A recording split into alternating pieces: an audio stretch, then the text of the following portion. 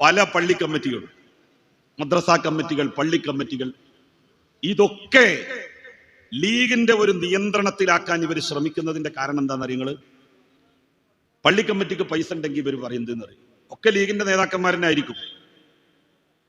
ബാങ്കിൽ ഇടണ്ടാറ്, പിന്നെന്താ, അത് ഞാൻ വെച്ചോണ്ട് അറിയും. നിങ്ങൾക്ക് എപ്പോഴാണ് പൈസ വേണ്ടത്, അത് ഞാൻ തരണ്ട. ബൻ അതുകൊണ്ട് ബിസിനസ് നടത്തുക. അങ്ങനെ പണ്ടൊരു ഗവർണർ നടത്തിയിരുന്നു. പ്രവാചകൻ മുഹമ്മദ് നബി പല ഗവർണർമാരെയും പല പ്രദേശത്തേക്കുമായിട്ട് അയച്ചു. അപ്പൊ ഒരു നാട്ടിൽ ചെന്നപ്പോ അവിടെ ഗവർണർ പൈസ ഖജനാവിലുണ്ട്. മൂപ്പരെന്ത് ചെയ്തു? ആ പൈസ എടുത്തിട്ട് ഒരു ബിസിനസ് നടത്തി, വലിയ ലാഭം കിട്ടി. ഖജനാവിൽ നിന്നുള്ള പണം എന്ത് ചെയ്തു? കേന്ദ്ര ട്രഷറിയിൽ ശരിയായിട്ട് അടച്ചു. പക്ഷെ ഗവർണറെ കുറിച്ച് ആക്ഷേപം വന്നു. ആക്ഷേപം എന്തായിരുന്നു? പൊതു മുതലെടുത്ത് ഇന്ന ഗവർണർ ബിസിനസ് നടത്തി ലാഭം ഉണ്ടാക്കിയിരിക്കുന്നു. മുഹമ്മദ് നബി അയാളെ വിളിച്ചിട്ട് ചോദിച്ചു, ഇത് ശരിയാണോ? അപ്പൊ അയാൾ പറഞ്ഞു, ശരി തന്നെയാണ്.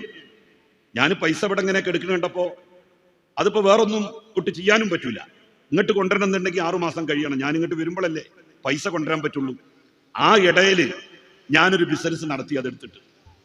അപ്പൊ റസൂല് ചോദിച്ചു, നിങ്ങൾക്ക് അതുകൊണ്ട് എത്ര ലാഭം കിട്ടി? എനിക്ക് ഇത്ര ലാഭം കിട്ടി. ആ ലാഭം കൊണ്ടുവരാറ്.